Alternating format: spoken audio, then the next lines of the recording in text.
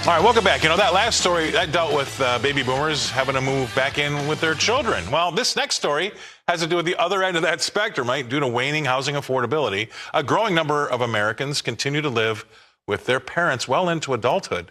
In 1970, it was a good year, I remember that, just 7% of 25 to 35-year-olds lived in their parents' homes. But as of 2022, that's 52 years later, folks, that share has more than doubled to 17%. Among young adults who live at home, the share who could comfortably afford to live independently, well, that's fallen dramatically. Now, in 2022, again, 12% of 25 to 35-year-olds with a four-year degree or higher lived with their parents. That's up from 6% in 1980. Now, the string of 33 consecutive months of rent rising 0.4% or more, it's finally been broken, folks. I'm here to tell you that rent only rose 0.3% last month in June. Strike up the band, right? Let's celebrate. In the last year, rent is up 5%. Wages, they rose 4.3%. That's not good.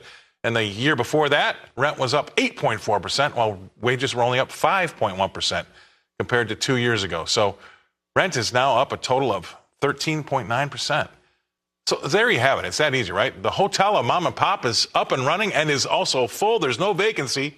But maybe when the bank of mom and pop is healthier, those kids can get loans and finally move out, right? My next guest will have something to say about this. Please welcome to the show, Craig Bolanos. Craig, thanks for coming on board. I know you've got young ones probably in that time frame, and they're looking to kind of get out on their own. What do you think about this story? Oh, this is near and dear to me, but you know what? You just made my dinner conversation fantastic. After 33 months of a 0.4% increase in rent, it's now only 0.3 in month 34. I'm going to tell Connor and Gavin, don't worry. You guys can rent, you guys can buy a home, you're going to be fine. But Scott, come on. Is it the average student loan balance of $37,000? Is it the $1.8 trillion of total student debt? Is it the fact that there's 237 cities in America, more than half in California, that have a starting home value of $1 million? Is it wages not keeping up? You know what? It's an everything problem. I'm just going to tell you what I see. It's not as easy to launch into life for my 20-somethings as it was for me. I can't say that more emphatically. You're so right, because it almost seems like everything is stacked against them and they haven't really benefited from anything up until now. So here they sit with big loans.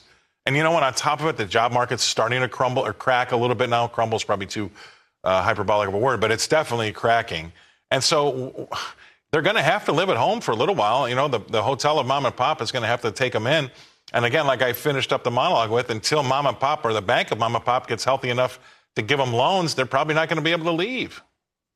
No, it's going to be tough. And that opening statistic is really all you should have said.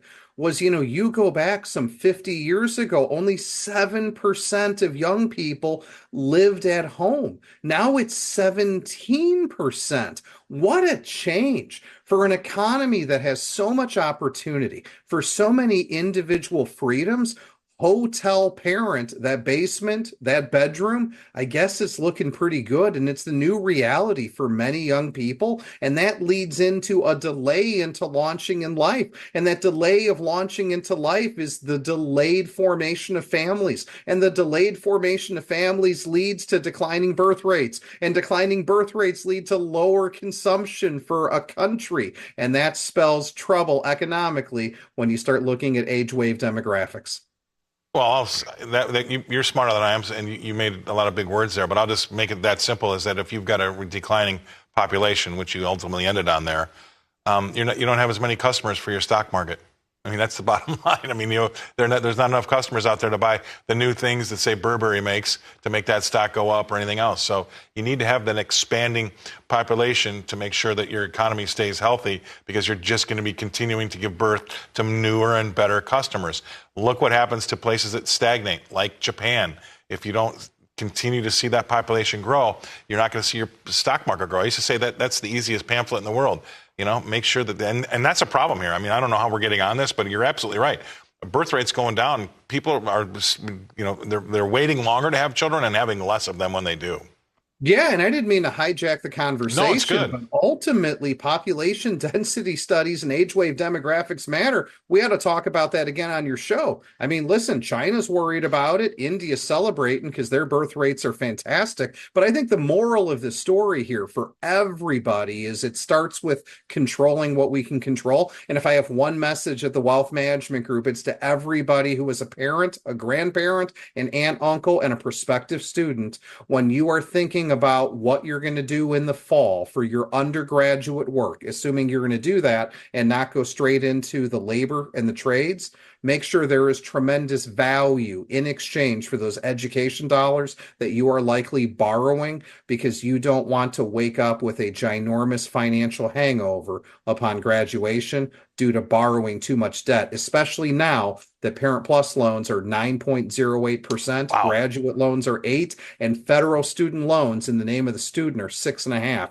Those are big nuts to crack with higher embedded interest That's rates. horrible. Yeah. And on top of that, going back to having kids, the longer that these kids live at home, they're not having kids. Believe me, nothing's going to be happening at that house until they finally get out, right? So, all those things are, it really comes down to housing. And your point about those rates, those are almost like bad mortgage rates. So, I think it's going to be a difficult time here for the next couple of years. We'll see what happens. But the bank, the hotel of mom and pop is full. We got to get that bank of mom and pop up and running so these kids can get out there and launch, like you said. Appreciate you coming on. Thank you very much, Craig. Craig Bolanos, he's with the Wealth Management Group, co-founder, CEO of the Wealth Management Group in Chicago. All right, by now I've got my go-tos, right?